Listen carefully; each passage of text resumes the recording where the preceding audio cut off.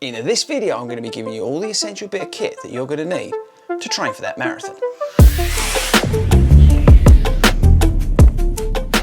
What is up, everybody, and welcome back to the world of 40 runs. How are we all doing? Let me know in the comments, where are you in the world? Let us know in the comments whereabouts you are and what marathon you're potentially training for. Maybe you've not got that spot yet, but you're confident of getting a place, or maybe you've got the ballot notification and you've got a place and you wasn't expecting it now and you're absolutely bricking it. Let me know in the comments. Okay, right, so this video, like I said at the start, is the sort of essential guide to the bits and bobs you need for marathon training. Now, as a heads up, this can be expensive. Now, running is meant to be free and meant to be cheap. That's one of the reasons why I started it, but it's not. Trust me, it's not. And as you will see from this video, it's definitely not cheap.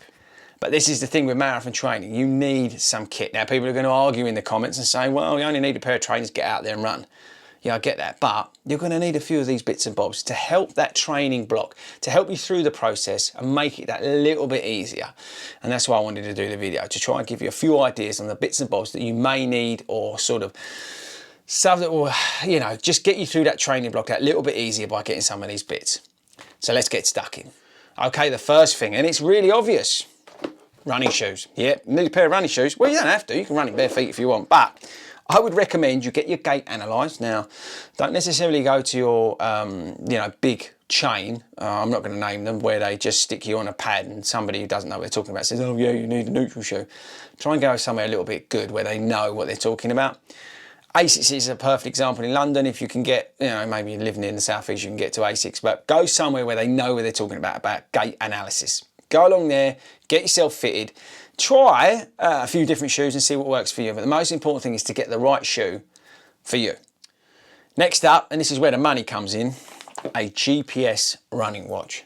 Yeah, these things ain't cheap, but you can pick them up for cheaper than you think. Now, this is the Fenix, and this is like, well, you need to remortgage to get one of these, but you can get a running watch for under £100, and you can go on eBay and there's, you know, perfectly good examples where you can pick up second-hand ones, and I would recommend you get one. Why? Because you can track your pace on it, you can track your mileage on it, you know, you can connect up to Strava, so you've got that social community aspect in terms of what you're doing. You can see your runs posting up there and it gives you some data. But I say the most important thing really is the fact that you can track your distance and you can track your pace. Right, next up is a bit of a weird one, and that is Vaseline. Why has he put Vaseline into this video? Right, okay. This stuff is epic. Why? Because when it's hot or when it's raining, this will save your life. Because if it's hot, you're going to get chafing. You're going to need this under your armpits and around your feet and stuff like that. If it's raining, underneath your toes and stuff like that, so it stops all those blisters and things like that. So get yourself a little tub of Vaseline. So it's not as expensive as you think running. Anyway, I love a little tip actually while we're on Vaseline. It's KT tape. Now this stuff is what the guys at your local physio, your local osteo will stick on you. When you go in there and you say, I've got runner's knee or whatever, because you're going to get some ailment, they will tape you up and you'll be like, what's going on here? But running KT tape, rock tape, all that sort of stuff is awesome. Get yourself a reel of it, because if you do go to the physio and they say, you know, tape yourself up here and there, you've got some of this. Also, a cheeky little tip, if you suffer from like your shirt rubbing on your nipples, which can happen, people, especially if you're running in a hydration vest, we'll come on to that, cut some of this off and put them over your nipples. Right, next up, sunglasses. What? Yeah, sunglasses. Protect your eyes while you're out there running, people. Also, you'll look awesome. Now, I think one of my most essential bit of kits is my snood. Not only can you wear it as a face mask, so if you're going into a shop and you're worried about like COVID and stuff, but you can put this on your wrist and you can wear it as a like a sweatband thing to wipe your brow. You can also wear it over your head, so keep the sweat out of your eyes, all that sort of stuff. If you've got long hair, you can like wear it over your head and keep your hair out. Doesn't help Alan, who's bald.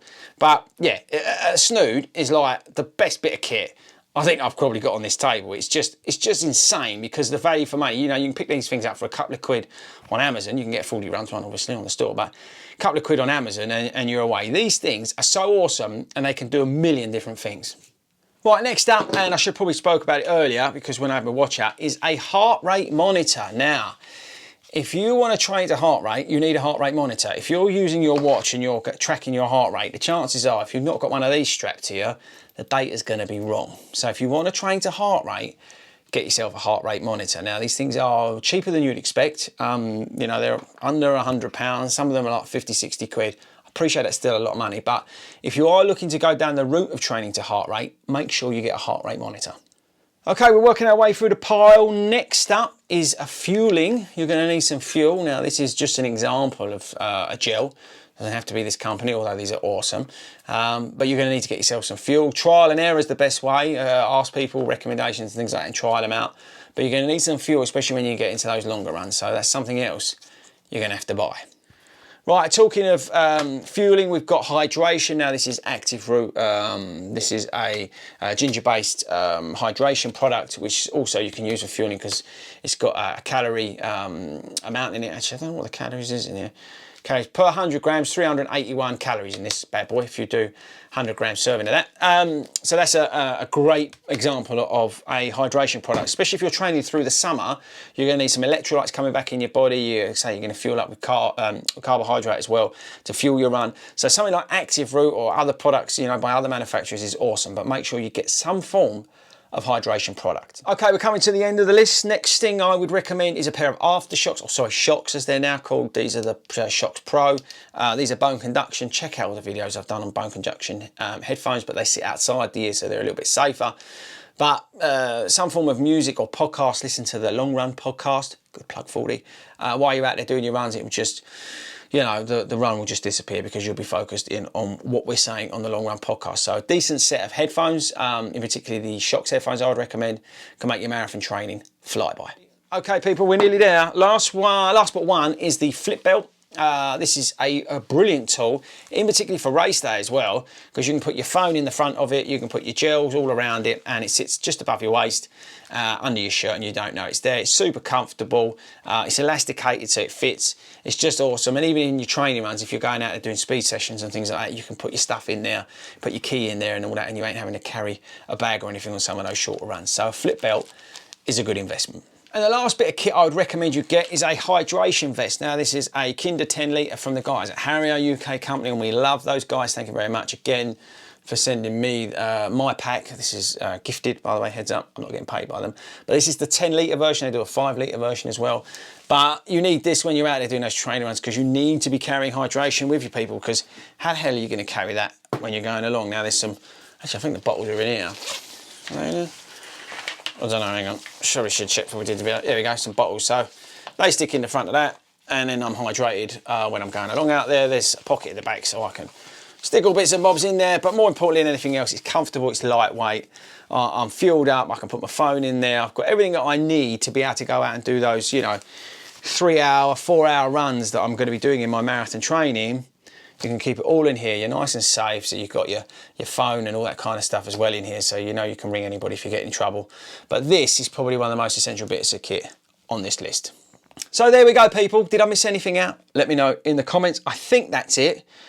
And that concludes the video finally. I'm just looking through the pile of stuff that we've got here on the desk now. I think I've got everything that I wanted to get across. To say, let me know in the comments if I missed anything out. But they're sort of essential bits. And like I said at the start, marathon training is not cheap. Running is meant to be free, but it's not, because if you buy all this kit, it's going to cost you, you know, probably 100 quid or something like that. So, no, actually more than that, because you've got to watch. But it's worth knowing, and I think it's worth paying up for some of this stuff, because it can really make a difference to that marathon training, and getting some of these bits will make a huge difference as you go through that training block.